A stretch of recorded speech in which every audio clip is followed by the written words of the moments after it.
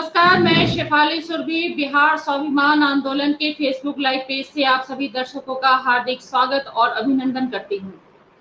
आज का हमारा विषय है स्वतंत्रता आंदोलन में बिहार की महिलाओं का योगदान।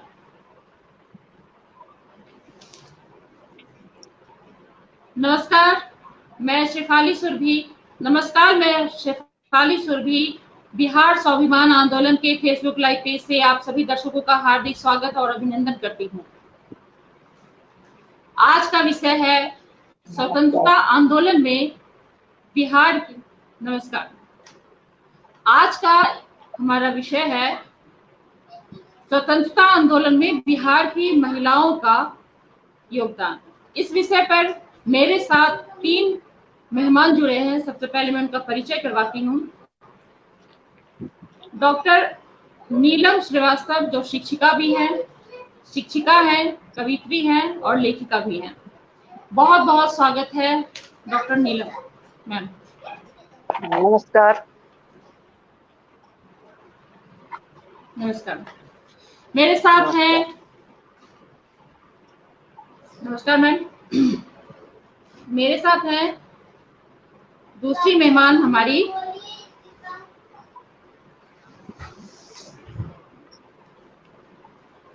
श्रीमती पुष्पा कुमारी, जो शिक्षिका हैं।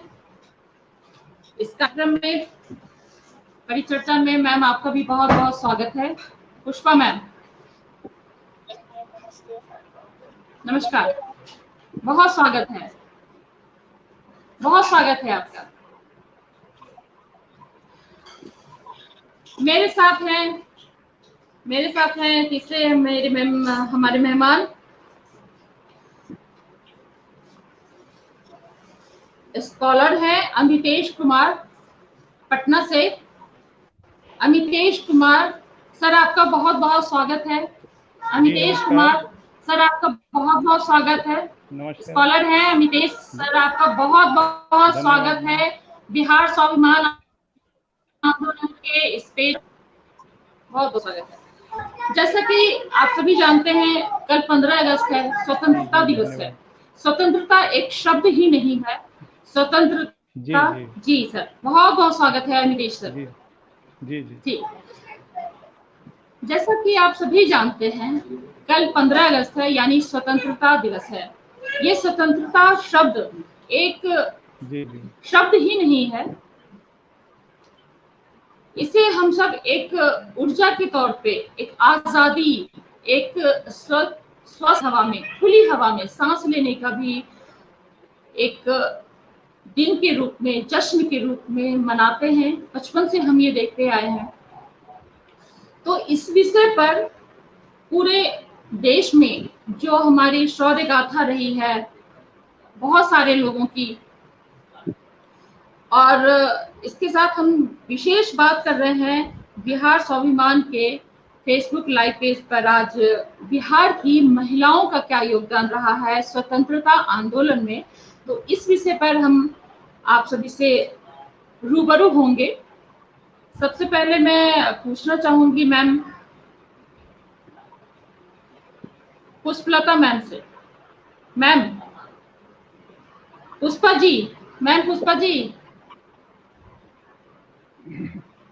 हेलो मैम, मुझसे पूछ रहे? Hello Pushpa ma'am. जी मैम, आ रही है। बिहार की वीर भूमि वीरांगनाओं से भरी है। जी पुष्पा मैम, बिहार की वीर भूमि वीरांगनाओं से भरी है। जी, मेरा सवाल आप सुन पा रही हैं पुष्पा मैम? पुष्पा मैम, आप सवाल मेरा सुन पा रही हैं?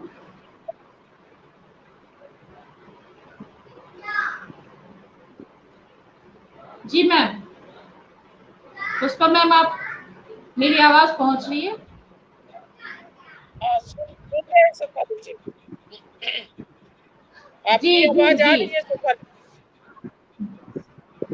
जी, मेरा सवाल आपसे है, बिहार की वीर भूमि वीरांगनाओं से भरी है। बहुत सारी स्वतंत्रता आंदोलन में ऐसे कई नाम हैं बहादुर महिलाओं का जिनका नाम आज के तारीख में हमारे जेहन में आता है। मेरा सवाल पुष्पा मैम आपसे है कि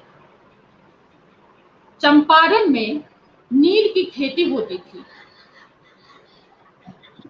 चंपारण में नील की खेती होती थी और 3 कटिया की पद्धति भी थी। इसमें अंग्रेज नील्हे जो होते थे नील की खेती करवाने के दौरान चंपारण के लोगों पर बहुत ज्यादा ज्यादती करते थे। वहां के राजकुमार शुक्ल के आमंत्रण पर उसी समय गांधी जी 1917 में चंपारण आए थे। तो क्या इस सत्याग्रह में चंपारण की महिलाओं का क्या कुछ भागीदारी रही, इस पर प्रकाश डालिए पुष्पा मैम।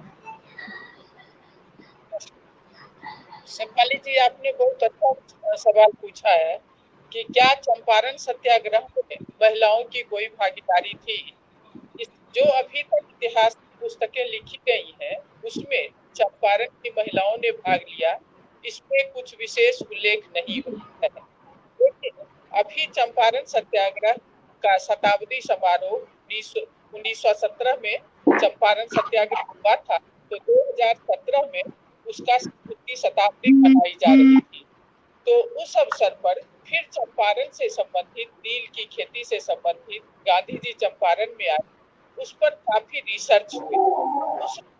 उसमें काफी महिलाओं का नाम आया है और चंपारण में अंग्रेज नील्हे नील की खेती करवाते थे। वहां उनकी 21 नील की कोठियां और तकरीबन 45 बाह्य कार्यशालाएं थी, जिसमें वो कई तरह से वहां के रैयतों पर अत्याचार करते थे।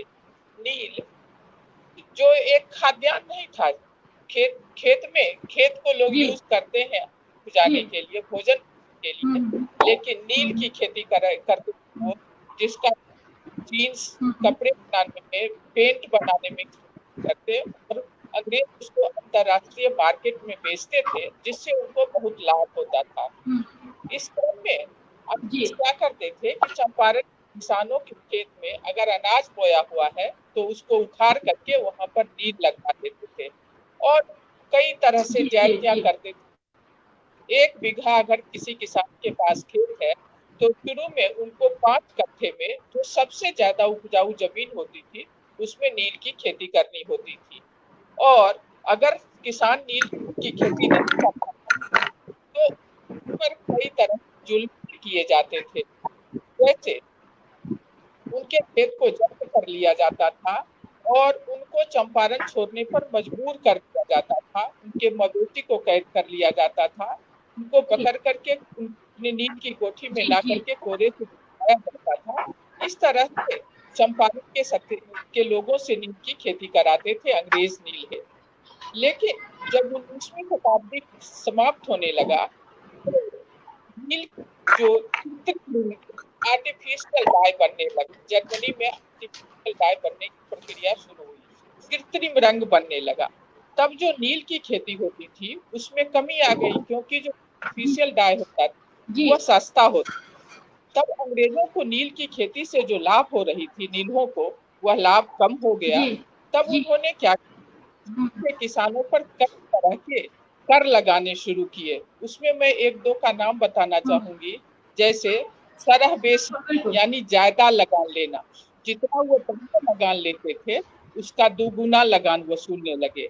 और हुंडा हर्जा, मतलब आप खेती करते हो इतना पैसा आप हमें दे दो, इस तरह से वो अत्याचार करते थे। इस परिस्थिति में क्या हुआ कि चंपारण के लोग नील्हों के अत्याचार से बहुत पीड़ित होकर के उन्होंने राजकुमार शुक्ल ने आगे बढ़ करके, जो इंडियन नेशनल कांग्रेस भारतीय राष्ट्रीय कांग्रेस की बैठक होती थी, तो 1916 में लखनऊ में बैठक हो रही थी, तो राजकुमार शुक्ल वहां पर गांधी से मिल करके और उनको उन्होंने चंपारण आने के लिए आमंत्रित किया कि एक बार वो चंपारण आकर के देखें कि वहां के रैयत किस तरह से अंग्रेजों से पीड़ित है। गांधी जी ने अपनी आत्मकथा में लिखा कि मैं चंपारण का नाम भी नहीं सुना था उस समय से, लेकिन यह किसान बार बार मुझे आग्रह कर रहा था कि आप चंपारण आए, तो फिर मैंने उसको कहा कि ठीक है मैं कलकत्ता आऊंगा, तब मैं चंपारण आऊंगा। गांधी जी 10 अप्रैल के रात में मुजफ्फरपुर के रेलवे स्टेशन पर उतरे और फिर 4 दिन तक मुजफ्फरपुर में रह करके वह 15 अप्रैल 1917 को चंपारण पहुंचे। चंपारण में गांधी के पहुंचने जैसे ही ट्रेन रुकी वहां पर लोगों को ऐसा जी लगा कि वहां कोई भगवान आ गए हैं और उनको दुख से निदान कराने वाले हैं। किसान इतने अंग्रेजों से पीड़ित होते थे कि हर जगह प्रत्येक गांव में जो नील्हे होते थे उनके आदमी रहते थे और उन नील्हों के खिलाफ कोई भी रैयत कुछ भी नहीं बोल सकता था, आवाज भी नहीं उठा सकता था।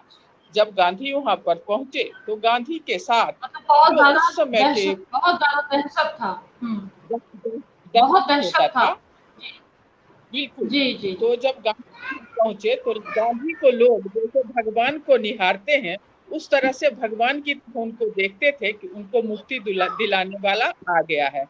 गांधी जी के साथ कई वकील जैसे मुजफ्फरपुर से रामनवमी बाबू, फिर दरभंगा के ब्रजकिशोर प्रसाद, अपने देश के प्रथम राष्ट्रपति डॉक्टर राजेंद्र प्रसाद, धरणीधर बाबू, ये सभी उनकी एक पूरी टीम थी जो कि चंपारण में रह करके और रैयतों से पूछताछ करने लगी।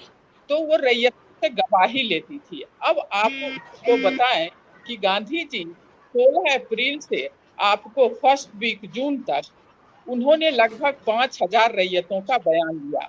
इसी क्रम में मैं आपको ये बताना चाहती हूँ कि बहुत सी चंपारण की महिलाएं थी, वह गांधी जी के पास अंग्रेजों से एकदम बिना भयभीत हुए वह गांधी के पास जाकर के और अपने जो उनके ऊपर ज्यादतियां हो रही थी उनको गांधी को बताना शुरू कर दी। अब ये जो जी दस्तावेज हैं, गांधी ने जो गवाहियां 5,000 रैयतों की ली हैं, यह नेशनल जी आर्काइव्स ऑफ इंडिया, राष्ट्रीय अभिलेखागार नई दिल्ली में है, वहां पर यह है। अब उस पर 2017 से उस पर रिसर्च हो रहा है और उसको बुक के रूप में, जी किताब के रूप में प्रकाशित करने जी की कुछ इतिहासकार उस पर काम कर रहे हैं और वह किताब के रूप में प्रकाशित होने वाला है। इसमें मैं आपको कुछ रैयतों, कुछ जो स्त्रियां गई थी और वैसी स्त्रियां गई थी, देखिए भारत के इतिहास में, हम्म, प्राचीन भारत में क्या है कि कुछ जो विदुषी महिलाएं थी, गार्गी, मैत्रेयी, इन लोगों का नाम आता है।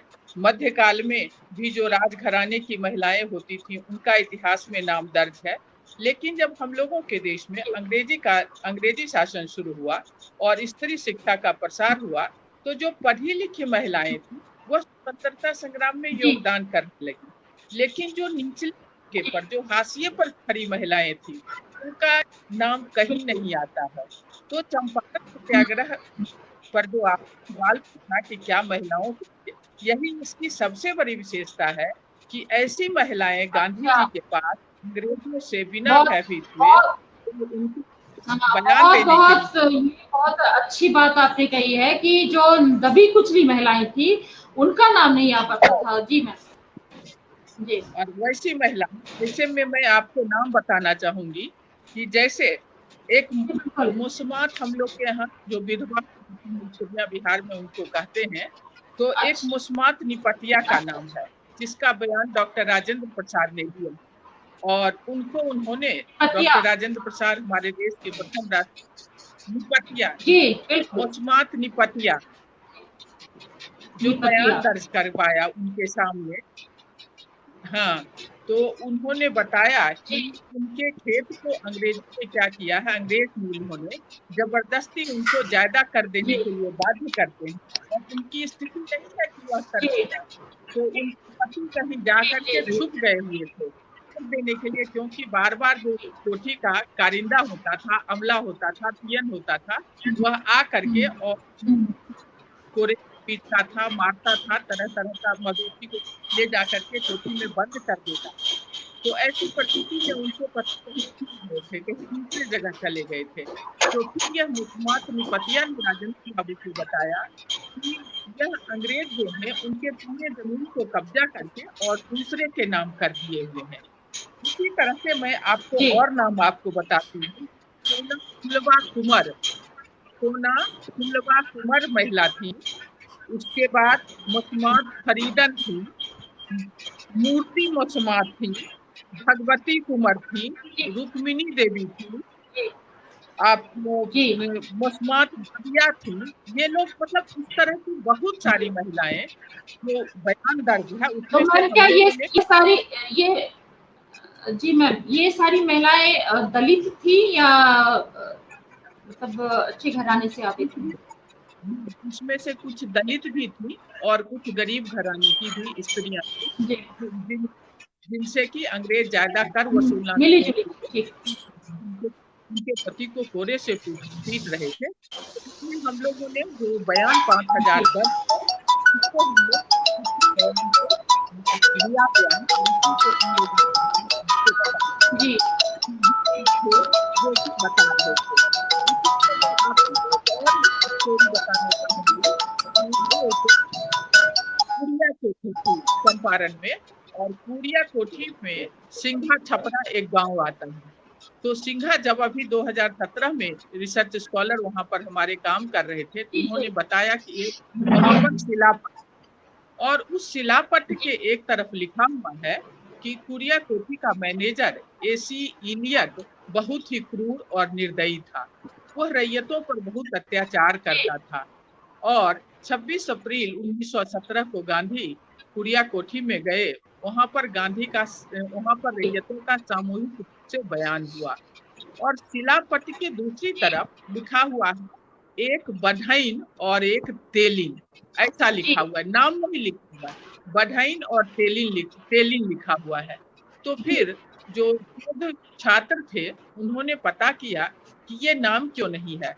हम लोगों के राज्य बिहार में ऐसा होता है कि कई बार स्त्रियों का नाम नहीं लिया जाता है और उसको उसी तरह से संबोधित किया जाता है, बढैन और तेलिन इस तरह से, तो उनका नाम नहीं है। तो फिर वहां पर अगल बगल के गांव से पूछा गया कि क्या आप जो ये शिलापट पर दर्ज है इसके बारे में कुछ बता सकते हैं। तो वहां पर एक दारोगा बाबू हैं और एक डॉक्टर दुनंदन शर्मा नाम है, एक 93 वर्ष के और एक 82 वर्ष के। उन्होंने बताया कि ये दोनों महिलाएं जो थी वो बहुत ही बहादुर थी, और अंग्रेजों ने क्या किया कि जब वो लोग ज्यादा कर देने के लिए तैयार नहीं हुए, पूरे गांव में आग लगा देने की बात हुई। तो वैसी परिस्थिति में ये महिलाएं जी, आगे आकर के अंग्रेजों का विरोध करने लगी, और उन्होंने कहा अंग्रेजी राज रही तो हमारी इज्जत ना रही, ऐसा जी, उन्होंने कहा। और फिर अच्छा, इन लोगों ने इस तरह जी, से अपना योगदान दिया। तो ये महिलाएं जी, अभी इतिहास में नाम दर्ज हो रहा है, और आने वाले समय में यह जो इतिहास का स्रोत है, यह ग्रामीण परिवेश में क्या स्थिति थी अंग्रेजी राज में नील की खेती से थी, इसको समझने में एक महत्वपूर्ण दस्तावेज है, और जो आने वाले बिल्कुल, बहुत ही उपयोगी। बहुत बहुत महत्वपूर्ण, बिल्कुल बिल्कुल। जी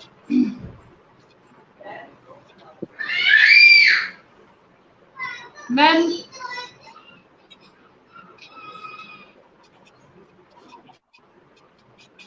नीलम मैम, आपसे मैं हाँ जानना जी। चाहूंगी। नीलम मैम, हाँ जी। हाँ मैं जी। आपसे जानना चाहूंगी 23 मार्च, हम्म, हाँ, सवाल मेरा आपके हाँ लिए जी। है। हाँ 23 जी। मार्च 1931 को सरदार भगत सिंह, हम्म, 23 मार्च 1931 को सरदार भगत सिंह, राजगुरु और सुखदेव के मृत्युदंड के विरोध में आरा में एक विराट सभा का आयोजन किया गया था, जिसकी जी जी जी। अध्यक्षता श्रीमती कुसुम कुमारी देवी ने की थी। तो क्या कुछ हम्म, इस पर कुछ जानकारी है? प्रकाश जी। डालेंगी आप, हाँ, नीलम मैम? आपका, हाँ जी, आपका प्रश्न बहुत ही मतलब सही है, बहुत अच्छा है। ऐसा है कि ऐसा है कि राजगुरु भगत सिंह और सुखदेव की फांसी के बाद अ, उसका जो प्रभाव पड़ा उस पर कुसुम देवी ने आरा में एक बहुत बड़ी जनसभा का आयोजन किया था, और उसमें उन्होंने पूरे युवा वर्ग को ललकारा था, और ये कहा था कि वो लोग भगत सिंह की चिता की आग अभी ठंडी नहीं हुई है, वे लोग बिल्कुल क्यों नहीं अपने खुदीराम बोस की तरह, बिस्मिल की तरह और लोगों की तरह अपनी जान की कुर्बानी क्यों नहीं दे रहे हैं। और काफी मतलब लोगों की भीड़ में उन्होंने पूरा जागृत किया उन लोगों को कि आप लोग आगे आइए और उनके लिए अपनी लड़ाई लड़िए। और यही उसमें का कार्यक्रम था उनका।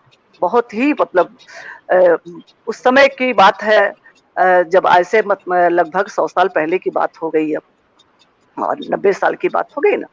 और उस समय की महिलाएं इतनी जागरूक थी, और ये जागरूकता कहाँ से आई थी, तो कस्तूरबा गांधी, प्रभावती देवी और सरला जी के प्रेरणा से सभी लोग प्रेरित होकर के बिहार की महिलाएं जो आई, उसमें कुसुम देवी का बहुत ही बड़ा मतलब योगदान रहा। और उन्होंने बहुत बड़ा मतलब काफी जोश खरोश के साथ उन्होंने भाग लिया और सबको उत्साहित किया, प्रेरित किया। जी हाँ। तो इसमें महिलाओं को जो जागृत करने का, अवेयर करने का काम, हाँ, ये इस आंदोलन में जो किया था,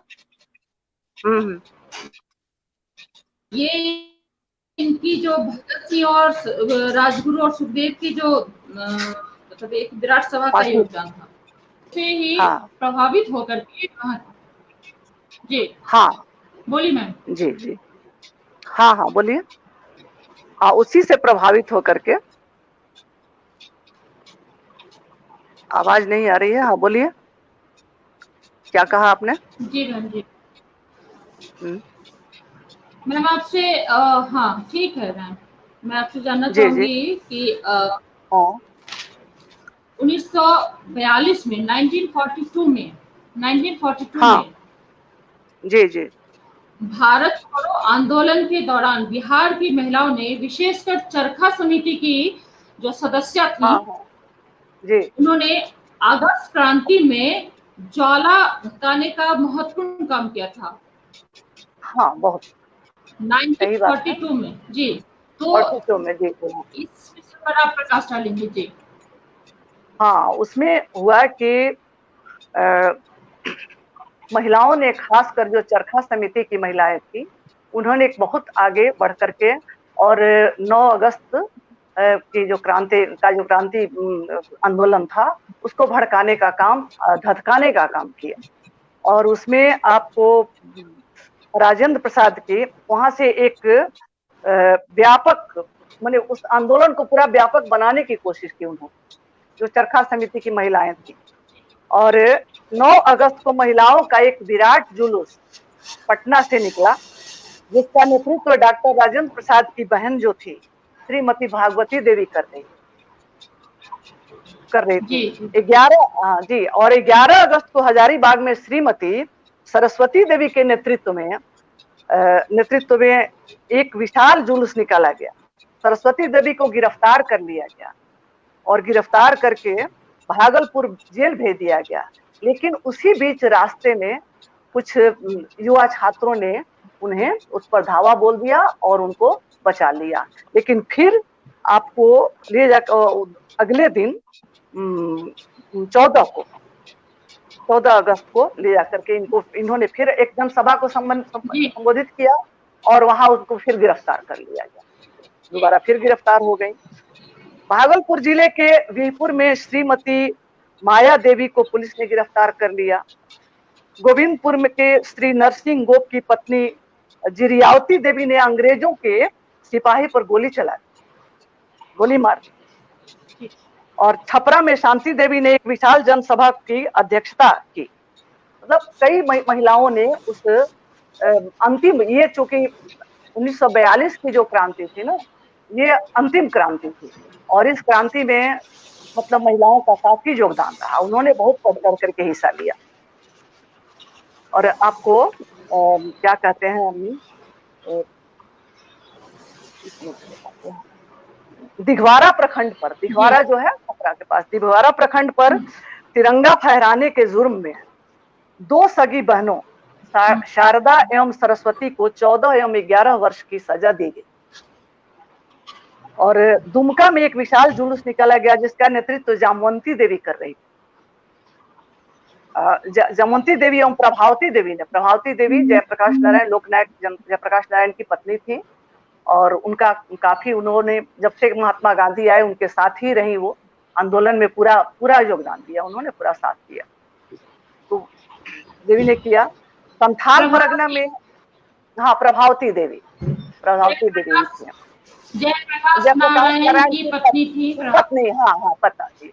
राजवंशी देवी डॉक्टर राजेंद्र प्रसाद जो प्रथम राष्ट्रपति थे उनकी पत्नी थी। इन सबों ने काफी मतलब अपना योगदान दिया और काफी प्रेरित किया लोगों को। इन्हीं लोगों की प्रेरणा से बिहार की जो सामान्य परिवार की भी महिलाएं थी, ऊंचे घराने की भी थी, सभी लोगों में प्रेरणा जगी, जागृति आई और सब आगे बढ़ी। इसके बाद आपको यहाँ तक कि गया जिले की प्यारी देवी उनको आंदोलन में भाग लेने के कारण कैंप जेल भेज दिया गया और वहां जहां उनकी मौत हो, वहीं उनकी मौत हो गई। अगस्त क्रांति में भाग लेने वाली महिलाओं में शारदा देवी, उषा रानी मुखर्जी का नाम भी उल्लेखनीय है। वैशाली की सुनीति देवी एवं क्रांतिकारी बैकुंठ शुक्ल की पत्नी राधिका देवी ने पुरुष वेश धारण करके साइकिल यात्रा की और जन जागृति फैलाई। जी। ये उस समय की महिलाओं में इतना जोश और जुनून था जो आज भी मुझे कहीं ना कहीं हुआ दिखता है। मतलब उस समय सुविधाओं की कमी, अभाव था, है मैम। उसके बाद भी इतना मतलब देश के प्रति जो प्रेम और आसक्ति थी, आजादी का एक जुनून था, महिला होने के का कोई वो मलाल नहीं था कि हम महिला हैं, की जिम्मेदारी, एक जुनून था और इतनी जागृति थी। ये अपने आप में एक मिसाल इतिहास है और इतिहास है, मिसाल पैदा करती है और आज की पीढ़ी को ये शिक्षा भी देती है, एक मैसेज देती है, संदेश देती है। हाँ बिल्कुल मैसेज देती है। आज की उस वक्त की महिला पढ़ी लिखी हो या शिक्षित हो या अशिक्षित, लेकिन उनके अंदर एक जज्बा था जी, एक जज्बा था, एक देश से ऊपर कुछ नहीं जी, जोश था, देश के ऊपर कुछ भी नहीं था। तो ये एक अपने आप में इतना गौरवशाली इतिहास रहा है हमारी, हमारा भारत देश का पूरा रहा है, लेकिन ये बिहार की जो बिहार की महिलाओं का मिट्टी गौरवपूर्ण जो अतीत रहा है, इसका जी है। यहाँ की बेटियां भी बहुत ही गौरवशाली रही हैं और अपने पूरे जोश के साथ, जुनून के साथ स्वतंत्रता आंदोलन में भागीदारी की है, योगदान दिया है, कुर्बानियां दी हैं, त्याग, तपस्या, सब कुछ इन्होंने अपना दिया। बहुत कुछ संदेश, एक गौरवशाली संदेश देता है। आज के इतिहास भी गौरवशाली रहा है। कुछ आज की महिलाएं या आज के जो पीढ़ी है, जो बच्चे हैं, पुरुष हो महिला हो, लेकिन महिलाओं को उस वक्त कितनी पाबंदियां हुआ करती थी, घर से नहीं निकलना, बहुत सारी बातें थी। आज तो बहुत आजादी है, लेकिन आजादी के प्रति, देश के प्रति जो जुनून था, ये अपने आप में एक मिसाल कायम है और गौरवशाली इतिहास है हमारे भारत देश और बिहार की मिट्टी और बिहार की महिलाओं का। जी सर, बिहार की बेटियों के लिए, बिहार की महिलाओं के लिए बहुत ही, और आज की महिलाओं के लिए, आज की बेटियों के लिए सीखने का, जानने का और प्रेरणा के लिए प्रेरणा स्रोत है। क्योंकि आज की महिलाएं शिकायत करती हैं कि हमको उतनी स्वतंत्रता नहीं है। उस समय की महिलाएं, सोचिए उस समय कितनी शिक्षा थी हमारे देश में, और बिहार में बिहार में कितनी अशिक्षा थी। और उस स्थिति में आप सोच सकती हैं कि वो दो महिलाएं पुरुष वेश में साइकिल यात्रा करके जन जागृति पैदा कर रही थी, घूम घूम करके। ये सारण जिले में तो मैंने गजब थी। अब देखिए, ये सारण जिले में ही आपकी प्रभावती देवी सारण जिले से ही थी। और क्या कहते हैं, राजवंशी देवी, फिर अभी मैंने जो कहा कि ये सुनीति देवी और राधिका देवी, ये सब लोग मैंने सारण जिले में ही आते थे।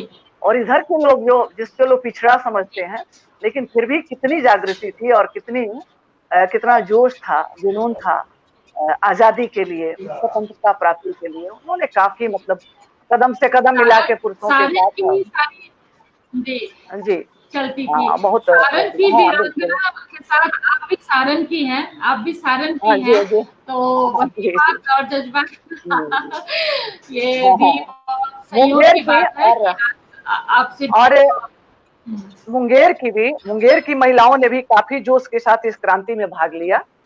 और सितंबर बिल्कुल 1942 बिल्कुल में 1942 में हम्म, चौथम थाने के रुहियार गांव में पुलिस की गोली से कई महिलाएं मारी गई। कई शहीद महिलाएं हो गई थी जी। मारी गई, शहीद गए थे। शहीद पलामू में महाक्रांति की बागडोर कुमारी आरसी दास के हाथ में थी, जिसने जपला सीमेंट कारखाने के मजदूरों को संगठित किया। जपला सीमेंट कारखाने के मजदूरों को संगठित किया। उनके विरुद्ध भारत रक्षा कानून के तहत कार्रवाई की गई। तो इस प्रकार तो हम लोग देखते हैं कि मतलब बिहार की महिलाओं का बहुत ही महत्वपूर्ण योगदान रहा है, बहुत ज्यादा। उन्होंने उस समय जैसा समय था उस तरह समय के से हिसाब से गांधी बिल्कुल बहुत अच्छा। विपुल विपुल फूक दिया गया था, विपुल फूक दिया गया था। बिहार की महिलाओं हाँ ने हाँ विपुल जी फूक दिया था और गांधी बिल्कुल जी के ठोक दिया था प्रति तो बिल्कुल। और भी एक ताकत हाँ आ गई थी, एक मजबूती आ वही गई थी जी। गांधी जी के आने के बाद 17 से 19 तक, 1917 एक से 19 तक में एक कस्तूरबा हाँ गांधी, मैं तो हाँ जी सरला देवी, कस्तूरबा गांधी, प्रभावती देवी, हम्म, राजवंशी देवी, इन लोगों की हम्म, प्रेरणा में हम्म, आकर के महिलाओं में काफी जागृति आई हम्म, और वो आगे बढ़ने लगी। हम्म, और वो सब कुछ हम्म, मतलब सबका त्याग करके उनके एक सिर पे एक धुन सवार थी कि हमको आजादी लेनी है और इसके लिए जो भी जिस तरह की भी कुर्बानियां देनी होगी वो देने को तैयार थे और उन्होंने अपना आजादी लेनी है योगदान दिया और था। आने वाली पीढ़ियों को हाँ तो हाँ आजादी आने लेनी वाली है और पीढ़ी को आने वाली संदेश पीढ़ी देना को है, आजादी पीढ़ी देनी को है, देश को आगे आजाद हाँ करना, बिल्कुल चाहे हम मर जाएं, बिल्कुल शहीद हो जाएं। ऐसा जज्बा और हाँ जुनून हुआ करता था, हाँ ये अपने सब बारे में जज्बा ना था। सोच करके अपनी पीढ़ी और अपने देश के बारे में, हाँ देश अगले के के लिए हाँ गौरव के बारे में सोचा करती थी। तो इतनी बिल्कुल इतनी महान वीरांगना और इतनी मजबूत सशक्तिकरण जो नारी का आज हम बात करते हैं, हमारे भी पेज पे प्रोग्राम होता हाँ है नारी सशक्तिकरण। तो जी जी आजादी के जो दीवानी थी वीरांगना, बिहार की मिट्टी में जो हाँ वीरांगना पली बड़ी और हाँ इतनी जी शक्तिशाली मतलब दृढ़ दृढ़ इच्छा शक्ति की हाँ दृढ़ धनी इच्छा शक्ति के साथ हाँ महिलाएं थी जी जो आज हाँ हाँ, जो उनको हम अपने बिहार स्वाभिमान आंदोलन के पेज से सलाम करते हैं, प्रणाम करते हैं ऐसी हाँ महिलाओं बिल्कुल को। सही बात इसके लिए ही खास विशेष प्रोग्राम हमने रखा और आपने बहुत अच्छी तरह से हाँ बात किया। अब मैं बात करना चाहूंगी सर, मेरे साथ दो मेहमान हैं जी जी मैम। मैं जी एक विषय पे आना चाहूंगी, इसी विषय पे मेरे साथ संवाद के लिए जुड़े हैं, मेरे साथ हैं स्कॉलर हैं सर। जी आपसे मैं जानना चाहूंगी अमितेश सर जी जी अमितेश सर जी, मैं आपसे जानना हाँ चाहूंगी, मैम अभी बहुत अच्छी यहाँ पे संवाद हो रहा है, परिचर्चा जी सर। अमितेश सर, मैं आपसे जानना हेलो चाहूंगी, अभी बहुत अच्छी हाँ हाँ परिचर्चा और संवाद चल रहा है जी मैम। जी सर जी सर जी सर जी, यहाँ भी बिहार की उर्वरक मिट्टी की वीरांगनाओं की बातचीत चल रही है, संवाद चल रहा है हमारे बिहार स्वाभिमान आंदोलन के पेज पे। और आपसे मैं जानना चाहूंगी सर,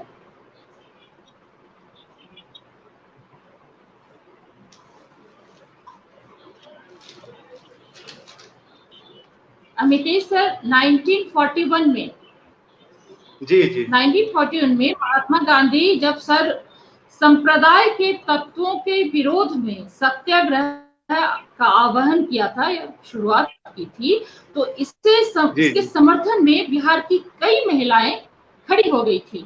तो इस विषय पे आप जी जी कुछ प्रकाश डालें कि अमितेश जी जी जी जी अमितेश ये जी हाँ मैम 1941 में जो आप बता रही हैं, हेलो मेरी आवाज आ रही है मैम? जी जी हाँ जी आ सर, रही है बोलिए।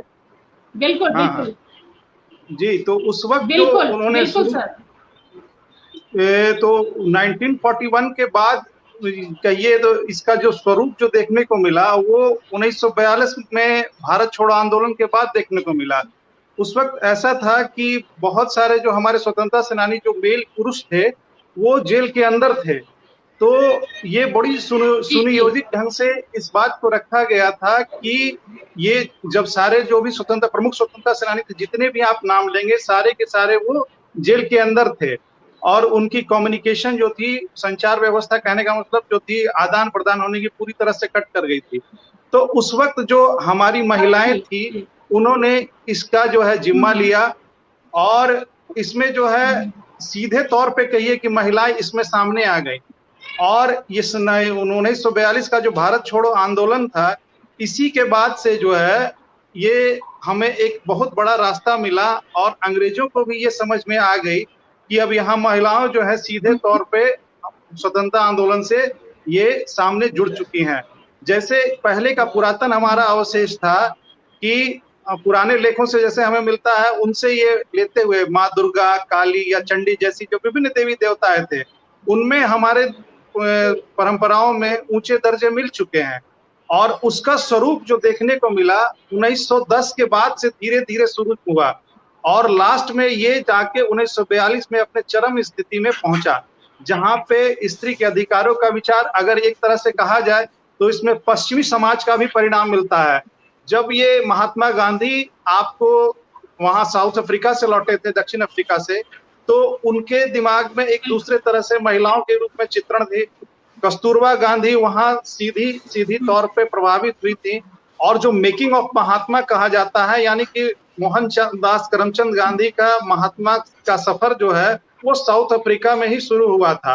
माने वहां जाके ही उन्होंने इस चीज को सीख लिया और उसी का परिणाम था कि यहाँ उन्होंने समझा कि जब तक हम हमारे आदि महिलाओं को जो है उसमें शामिल नहीं करेंगे, ये चीज नहीं होगा और हमारा अधूरा रहेगा। उसी के प्रयास में प्रभावती देवी का भी बहुत अच्छे से मैडम चर्चा कर रही थी, तो उसमें एक चीज और जोड़ना चाहूंगा कि जब वो वहां पे पढ़ाई के लिए वो कैलिफोर्निया गए थे और उसके बाद मार्क्सवाद की भी पढ़ाई करने गए थे वो जयप्रकाश जी, तो ये गांधी जी ने इनके पिताजी को, जो कि वकील थे और सारण में, सिवान में जगह है श्रीनगर, वहीं से ये बिलोंग करती थी आपको प्रभावती देवी, तो इनको चिट्ठी लिख के बुलवाया था उन्होंने और उसमें उनका चिट्ठी लिख के बुलवाया, ये कस्तूरबा माँ को अपने आप को पूरी तरह से समर्पित कर दी और उसमें इन्होंने व्यक्त किया कस्तूरबा जी से कि मैं अब ब्रह्मचर्य का पालन करूंगा।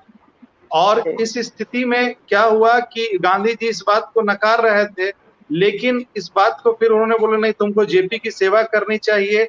तो वो बोली कि नहीं, जब तक ब्रह्मचर्य का मैं पालन नहीं करूंगी पूरी तरह से, पूरी निष्ठा से, वो नहीं आ पाएगी बात। चूंकि दोनों दो धाराएं होती हैं, अगर हम दोनों का मिला जुला स्वरूप देखेंगे तो हमें जो है आजादी का वो स्वरूप देखने को नहीं मिलेगा।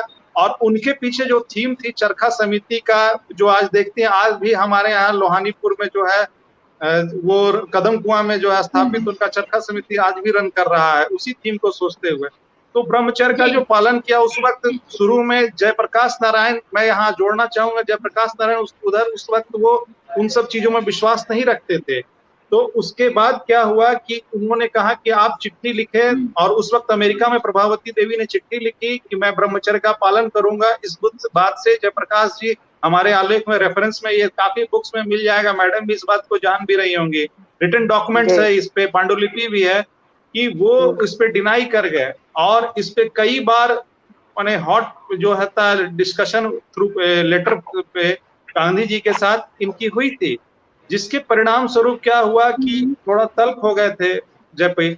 और जब जेपी जो है, जब कस्तूरबा जी के और गांधी जी से मिलने गए थे तो उस वक्त भी वो उस तरीके से थोड़े से नाखुश थे, लेकिन वहां जो स्वागत अवभाव हुआ और वहां की स्थिति हुई जो उन्होंने देखा समझा, तो नजदीक से उस समय उनको स्वतंत्रता का वो दृष्टिकोण समझ में आया कि नारी क्यों महत्वपूर्ण है। और उसके बाद जयप्रकाश ने ब्रह्मचर्य का पालन किया। कई बार ब्रह्मचर्य के स्थिति पे जयप्रकाश नारायण ने इस बात को टाला था, या कई बार उन्होंने इस बात को बोला कि इसका ये देन नहीं है।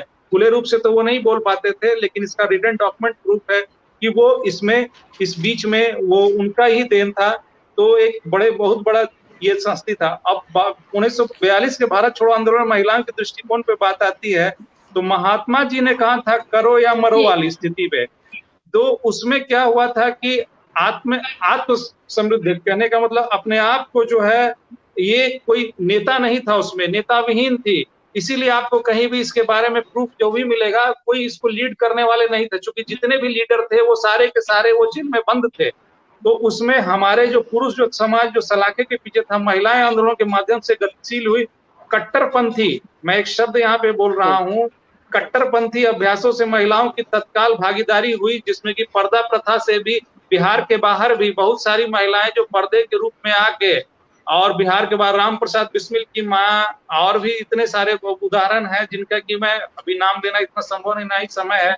तो उसमें उन लोगों के जुड़ने से ये स्वतंत्रता आंदोलन को एक अलग रूप में परिचित कराया, और लोगों को उनके अपेक्षाओं के विरुद्ध स्वयं के लिए इन्होंने राष्ट्र के प्रति प्रतिबद्धता के साथ, पूरी जागरूकता के साथ पूरे परिवार को, और इसमें लड़ाई को पूरा करके इन्होंने निकाल दिया।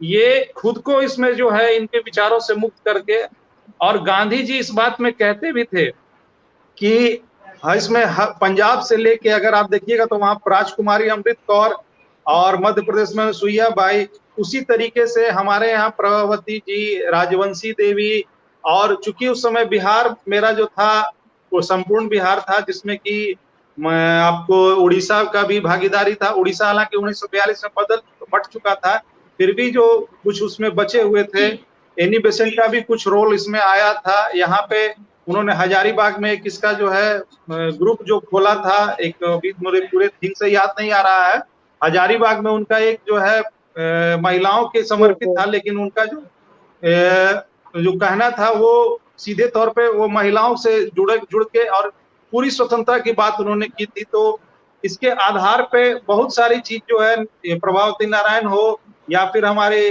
तारा रानी श्रीवास्तव भी जो है वो सारण से ही जुड़ी। हाँ, सारण से तारा श्रीवास्तव।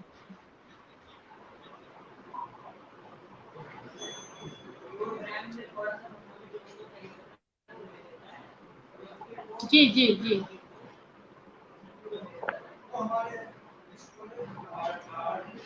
जी सर, बहुत अच्छी जानकारी दे रहे थे sir. Sir ma'am Pushpa ma'am, आपसे मैं जानना चाहूंगी, सर आ जाएंगे, जुड़ जाएंगे अभी। हाँ पुष्पा मैम, जी सर आ गए। हेलो, तारा रानी श्रीवास्तव का जो योगदान था वो ग्रामीण क्षेत्रों में भी वो प्रभावित किया उनका, और वो यहाँ से लेके मद्रास तक उस समय जो है अहमदाबाद, बॉम्बे, कानपुर, इंदौर, बेंगलोर, मैसूर, बहुत कम जगह तारा रानी श्रीवास्तव का उल्लेख मिलता है। उनके द्वारा बहुत सारे महिलाओं को जागृति लाने का काम किया, और कुछ वर्ष पूर्व पत्रिका में, पेपर में माध्यम से आपने देखा होगा कि 5 महिलाएं जो झंडा लेके मद्रास प्रोविंस में झंडा लिए खड़ी थी, उसमें बीच में वो तारा रानी श्रीवास्तव का ही फोटो था। तो उनके बाद उनके उपायों के और प्रतिक्रिया के चलते वो ये भारत एक जो है वो बहुत बड़ी जेल बन गया था, और महिलाएं जो थी उन सलाखों के पीछे जब आने लगी तो अंग्रेज जो थे उनकी संख्या कम होती गई, और इसमें कुछ और भी जो महिलाएं थे जो रिवोल्यूशनरी थी, उनका जो था सामने काकोरी, आपको मालूम होगा कि काकोरी कांड में जो थे सप्लाई करने वाली थी वो महिला थी, और जो वो अब सफल अभियान जो हुआ, अगर वो महिला नहीं होती तो वो सफल नहीं होना था। और ऐसे भी जिनका भी आप नाम लेते हैं, राजेंद्र प्रसाद का नाम ले, जयप्रकाश का नाम ले, और इनका जिनका भी आप नाम ले, सारे के सारे जो लोग हैं वो सारे के सारे लोग वो इसमें बिना इनकी पत्नी के सहयोग से या उनके माता के सहयोग से कोई भी संपूर्ण नहीं होता। ये सारी की सारी भाव जो भी थी इन महिलाओं की ही देन थी कि हमें आज स्वतंत्र है। इन्होंने घर की बाधाओं को देखते हुए सार्वजनिक कार्रवाई में सीधे शामिल होना जो है योगदान दिया, और स्वदेशी आंदोलन के समर्थन में के उसमें चरखा का जो है योगदान जो है दिया, जिसमें कि आपको चरखा समिति में हम लोग देखते भी हैं, आज भी उसका योगदान मिल रहा है। दिल्ली विश्वविद्यालय के इतिहास विभाग के एसोसिएट प्रोफेसर चारू गुप्ता के अनुसार कि इतिहास लेखन में शुरुआत में 50 से 60 के दशक में स्वतंत्रता आंदोलन में आम महिलाओं की जो भूमिका थी वो दर्ज नहीं थी। 1960 के बाद से इसमें एक चुनिंदा समूह का अनुमान था जो धीरे धीरे उसमें ऐड करना शुरू हुआ, और धीरे धीरे अब जो हम लोग पढ़ने जा रहे हैं ये उसी के बाद का देन है, जो कि रेफरेंस बुक से या पांडुलिपि से या कहीं कहीं उसके बारे में जिक्र मिल रहा है, जो आज हम लोग चर्चा भी कर रहे हैं। जो मैडम आज नाम ले रही हैं, बहुत सारी मैम जो थी उस वक्त, वो बिना, अगर वो एक अभियान के तहत नहीं चलता तो इन लोगों का हम लोग नाम भी नहीं जानते। उनके अनुसार ये भी था कि ऐतिहासिक कार्यों में महिलाओं की जो उपस्थिति की कमी की कई कारकों के कारण थी। सबसे बड़ी बाधा थी उसमें कि इतिहास लेखन आमतौर पर अधिकारी रिकॉर्ड पर आधारित होता था। उनका मानना था यह दृष्टिकोण एक बदलाव के दौर से गुजर रहा था। इतिहासकारों ने व्यक्तिगत डायरी, परिवार के इतिहास, समाचार पत्रों की रिपोर्ट, पत्रिका के लेखों और मौखिक कथाओं जैसे एक रचनात्मक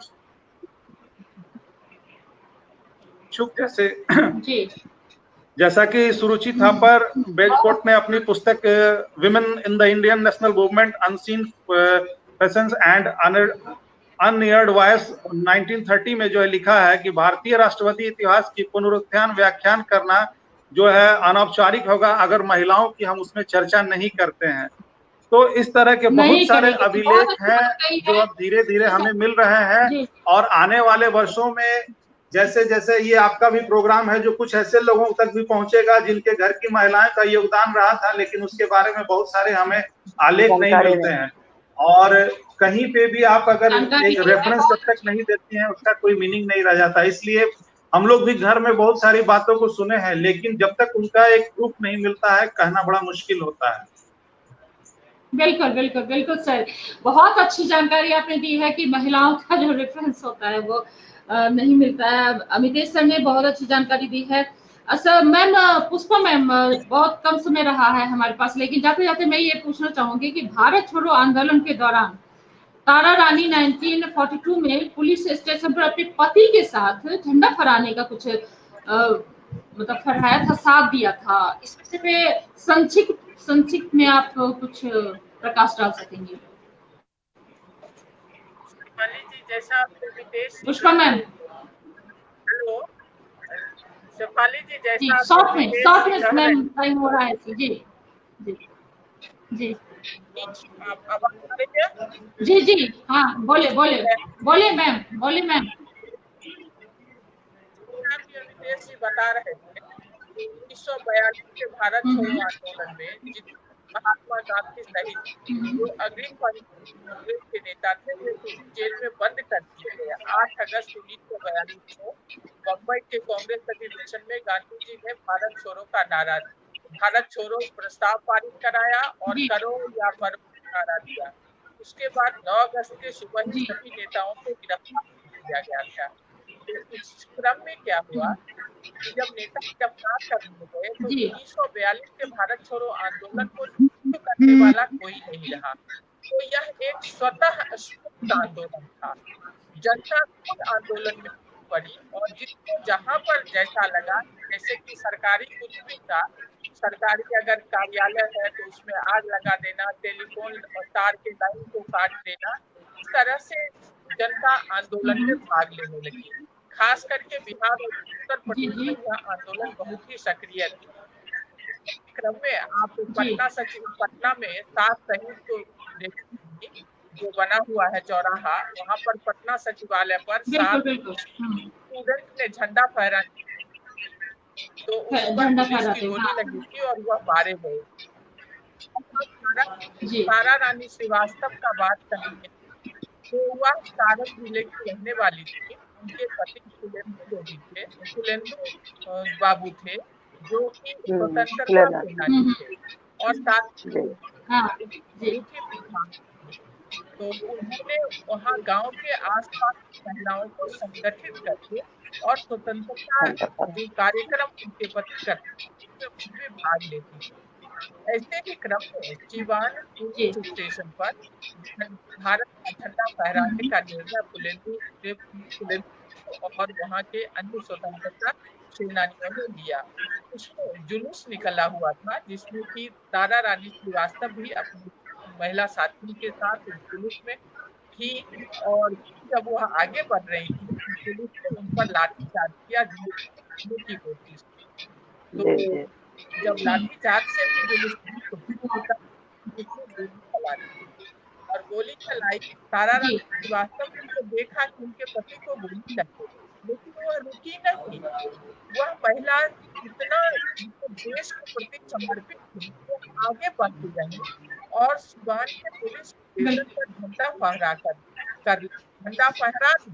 और जब वो लौटी तब देखी रास्ते में उसके पति की मृत्यु हो गई है। अब इसके बड़ा बलिदान क्या हो सकती है? बिल्कुल अपने व्यक्तिगत जी बिल्कुल बहुत अच्छा आपने कहा। ये वक्तव्य आपने जो आपने बात कही है बहुत अच्छी कि अपने दुख दर्द को भूल करके देश के दुख दर्द को ज्यादा महत्व देती थी। और ये इससे बड़ी वीरांगना के लिए सम्मान और के लिए इससे क्या हो सकता है? जो धन है वो वीरांगना जो अपने जो व्यक्तिगत, जैसे आपने अभी बताया कि तारा रानी देवी ने अपने पति की मृत्यु को भी नजरअंदाज करते हुए अपने जो उनका जो मोटिव था, जो उनका कार्य था, उसमें ज्यादा वो ध्यान देती रही और उस दुख दर्द को, अपने व्यक्तिगत दुख दर्द को बर्दाश्त कर ली अपने देश सेवा के लिए। देश के प्रति इससे बड़ा प्यार और समर्पण क्या हो सकता है? हमारी ऐसी बिहार की मिट्टी की वीरांगना रही है। जी जी जी अगर आप बोले मैम। हाँ बोले बोले बोले बोले जी जी जी जी जी बोले मैं सुन रही हूँ। हमारा 1857 में भारत का प्रथम स्वतंत्रता संग्राम अंग्रेजों के खिलाफ हुआ। फिर 1885 में भारतीय कांग्रेस की स्थापना। जी जी तो कांग्रेस की स्थापना का बीच वर्ष था 1885 से 1905 तक। वह मॉडरेट्स का पीरियड था, उदारवादियों का, जिसके जो सुरेंद्र नाथ बनर्जी, उमेश चंद्र बनर्जी, गोपाल कृष्ण, फिरोज साहब, ये लोग अंग्रेजों से क्या करते थे? आवेदन देते थे, प्रस्ताव देते थे और डिमांड करते थे कि भारत के ऊंचे पदों पर भारतीयों को बहाल किया जाए, कृषि कर में कटौती, सेना में कटौती। इस तरह से भारत का स्वतंत्रता आंदोलन चला। 1905 से 1919 तक का जो पीरियड है यह भारत के उग्रवाद के नाम से जाना जाता है, जिसमें कि आप लाल बाल पाल, लाला लाजपत राय, बिपिन चंद्र पाल और बाल गंगाधर तिलक, अरविंद घोष, ये लोग थे जिन्होंने अंग्रेजों के खिलाफ आंदोलन शुरू किया। बाल गंगाधर तिलक ने कहा स्वतंत्रता हमारा जन्मसिद्ध अधिकार है और हम इसे लेकर के रहेंगे। इसी दौरान गांधी का पदार्पण हुआ भारत के स्वतंत्रता आंदोलन में और उन्होंने अपने राजनीतिक जीवन की शुरुआत चंपारण सत्याग्रह से, जैसा आपने पहला हमसे क्वेश्चन किया उसका हमने बताया।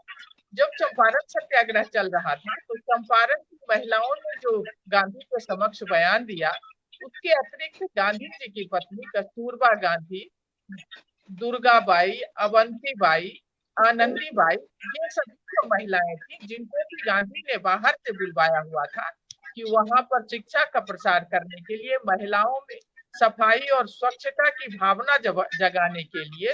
तो ये इन महिलाओं ने वहां, भले ही बिहार की नहीं थी, लेकिन महत्वपूर्ण भूमिका अदा की थी।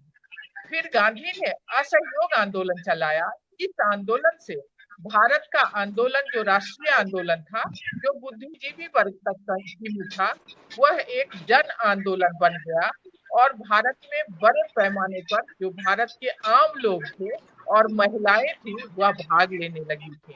इसमें बहुत सारी बिहार की महिलाएं थी। जी मैम, मैम आज मेरे पास समय की कमी है। मैम आपको यहाँ पे मैं रोक रही हूँ, क्षमा चाहती हूँ, मैं आपको रोक रही हूँ। समय की भी हमारे पास थोड़ी कमी है। आगे भी इस विषय पे हम चर्चा करेंगे। मैम जाते जाते 2 शब्द में आप सर से मैं कुछ सुनना चाहूंगी और मैम आपसे डॉक्टर नीलम मैम 2 शब्द हमारी बिहार की वीरांगनाओं के लिए 2 शब्द आप कुछ बोल पाए तो। जी जी, उन लोगों को मेरा सादर नमन है इस स्वतंत्रता दिवस के पूर्व संध्या पर। उन सबको उनको मैं श्रद्धांजलि अर्पित करती हूँ और उनसे प्रेरणा देना चाहूंगी और अगली पीढ़ी को उनका संदेश मिले और उनसे लोग प्रेरित हों, यही कहना चाहती हूँ। बिल्कुल 2 शब्द सर आप चलते चलते बिल्कुल। हाँ मैम, इसमें कुछ और कोई वीरांगनाओं जो है, जैसे तारकेश्वरी सिन्हा जो 16 वर्ष में ही वो भारतीय स्वतंत्रता संग्राम में बांकीपुर कॉलेज की छात्रा थी, उस वक्त छोड़ के आ गई थी, उनका नाम छूट रहा था, इसलिए मैंने सोचा जोड़ दो। उसके अलावा सरला देवी का तो नाम लिया ही गया है, मालती देवी चौधरी भी थी जिनका कि बिहार में काफी योगदान रहा है। वो कुमुदनाथ सेन की बेटी थी, लेकिन उस समय बिहार में इनका भी योगदान रहा है। इसके अलावे भी मैम और भी हैं जो सीआर दास की पत्नी थी, उनकी बहन उर्मिला देवी, इन सब, बसंती देवी उनकी पत्नी थी, तो इन चितरंजन दास की, इन सब का भी योगदान काफी रहा है मैम, जिनको कि भुलाया नहीं जा सकता। जी बिल्कुल बिल्कुल सर, बिल्कुल सही कहा। इनका जो वीरांगना है इनके बहुत सारे नाम हैं, बहुत सारे नाम जो नहीं भी उजागर हुए हैं, उन सभी वीरांगनाओं को, बिहार की मिट्टी और बिहार की बेटी और बिहार की वीरांगनाओं को हम बिहार स्वाभिमान आंदोलन पेज के फेसबुक लाइव से उन सभी का सादर अभिनंदन करते हैं और बहुत बहुत हम उनका नमन करते हैं। स्वतंत्रता आंदोलन के लिए जो उन्होंने कुर्बानी दी, त्याग, तपस्या और बलिदान किया, अपनी सुख सुविधाओं को भूलकर देश की आजादी को महत्व दिया अपने जीवन में, अपने जीवन के सुख दुख से ऊपर उठ के देशभक्ति की बात उन्होंने सोची और ये एक संदेश दिया है हमें कि हम आज भी उनके जैसे बलिदान और तपस्या, त्याग की जो उन्होंने संदेश दिया है उसको अपने जीवन में किस तरह से उतार पाते हैं। जी, आप सभी मेहमानों का बहुत बहुत धन्यवाद। इस बिहार स्वाभिमान आंदोलन के पेज से आप लोगों ने संवाद किया, परिचर्चा में भाग ली। आप सभी मेहमानों का तहे दिल से शुक्रिया।